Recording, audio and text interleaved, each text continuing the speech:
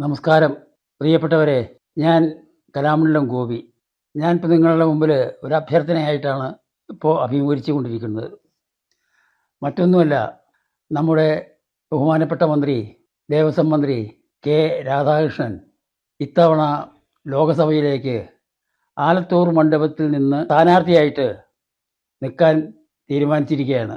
അദ്ദേഹത്തിൻ്റെ ഈ മന്ത്രിപദം അലങ്കരിച്ചുകൊണ്ട് ഇരിക്കുന്ന സമയത്ത് എന്തൊക്കെ ചെയ്തിരുന്നു, എങ്ങനെയൊക്കെ ചെയ്തിരുന്നു, ആർക്കൊക്കെ എന്തൊക്കെ ഉപകാരങ്ങൾ ചെയ്തിരുന്നു എന്നെല്ലാം അറിയാവുന്ന മഹൽ വ്യക്തികളാണ് നിങ്ങളെല്ലാവരും.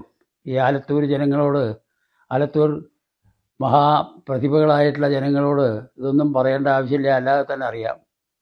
അദ്ദേഹത്തിൻ്റെ ഈ സ്ഥാനാർത്ഥിത്വം അങ്ങേറ്റം നമ്മൾ സ്നേഹിക്കുന്ന നമ്മൾ എല്ലാവരും കൂടി, അതായത് ആലത്തൂർ മണ്ഡലത്തിലെ എല്ലാ ജനതയും ഒന്നിച്ചുകൂടി അദ്ദേഹത്തിനെ ഉന്നത വിജയത്തിലേക്ക് എത്തിക്കണം എന്ന് അഭ്യർത്ഥിക്കുകയാണ്. ഞാൻ ഇത്രയും രാധാകൃഷ്ണനെ സംബന്ധിച്ച് പറഞ്ഞു.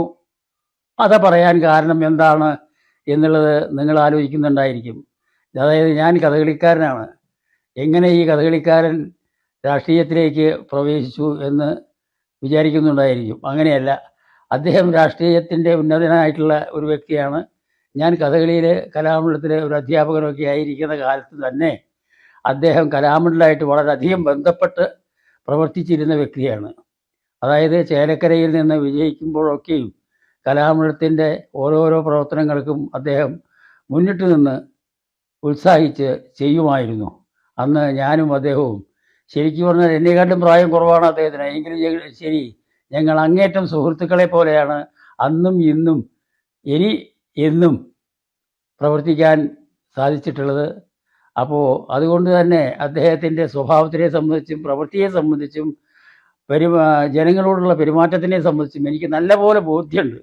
ആ ബോധ്യത്തിൻ്റെ പേരിലാണ് ഇത്രയും നിങ്ങളോട് ധൈര്യസമേതം വോട്ടപേക്ഷിക്കുക എന്ന പേരിൽ നിങ്ങളെ അഭിമുഖീകരിക്കുന്നത്. ഇതാണ് എനിക്ക് നിങ്ങളോട് പറയാനുള്ള, വ്യക്തിപരമായി പറയാനുള്ള ഒരു കാര്യം.